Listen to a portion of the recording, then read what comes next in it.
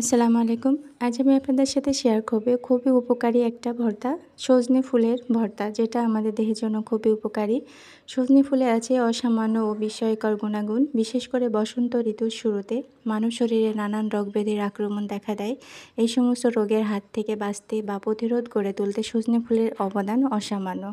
সজনে ফুল বিভিন্ন রকম ব্যাকটেরিয়ার বিরুদ্ধে লড়াই করে। এই ফুলে আছে ভিটামিন এ, বি1, বি2, বি3, ভিটামিন সি এবং আছে ক্যালসিয়াম, ম্যাগনেসিয়াম, ফসফরাস, আয়রন। আমি সজনের ফুলগুলো পরিষ্কার করে ধুয়ে নিয়েছি, আর এখন এটা আমি ভর্তা করে দেখাচ্ছি খুবই কম সময়ে, যাতে পুষ্টিগুণ ঠিক থাকে। আমি এখানে সামান্য সরিষার তেল নিয়েছি, আর একটা রসুনের কোয়া যতটা হয় ততটা, একটা পেঁয়াজ কুচি এবং 4টা মরিচ নিয়েছি। মরিচটা অর্ধেক করে নিয়েছি, না হলে গরম হলে ওটা ফেটে গায়ে লেগে যেতে পারে, এজন্য।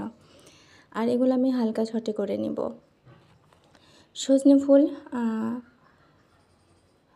রোগ প্রতিরোধ ক্ষমতা বাড়িয়ে দেয় এবং বসন্ত রোগ প্রতিরোধে চিকিৎসকরা এটা খেতে বলে। ঠান্ডা লাগার কারণে বুকে ও গলায় ইনফেকশন হলে সজনে ফুল এটা খুবই উপকারী। সর্দি কাশিতে অনেক উপকারী। হার্টের সমস্যা যাদের আছে তারা এটা নিয়মিত খেতে পারেন। সজনের পাতা, ফুল, ডাঁটা সবই উপকারী। আমি সজনের ফুলগুলা দিয়েছি, 1 থেকে 2 মিনিটের মতো এটা সটে করে নিব, আর স্বাদ মতো লবণ দিয়ে দিয়েছি। এটা অনেক বেশি ভাজার প্রয়োজন হয় না। আর এই পর্যায়ে চুলার জাল কিন্তু অবশ্যই লো আঁচে রাখবেন, না হলে এটা পুড়ে যেতে পারে বা পুষ্টিগুণ থাকবে না।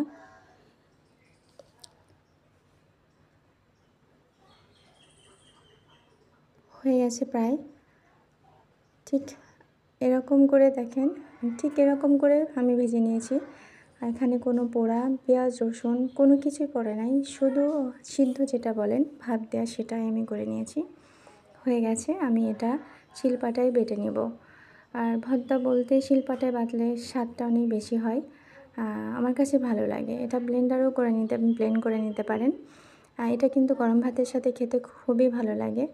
আর এখন চারিদিকেই সজনে ফুলে চারিদিকে ভরা, তো ট্রাই করবেন। সজনে পাতা, ডাঁটা বা ফুল সবই অনেক উপকারী। আর আমার রেসিপি যদি ভালো লেগে থাকে ভিডিওটি শেয়ার করবেন, লাইক করবেন, সাবস্ক্রাইব করে নিয়মিত সাথে থাকবেন। আল্লাহ হাফেজ।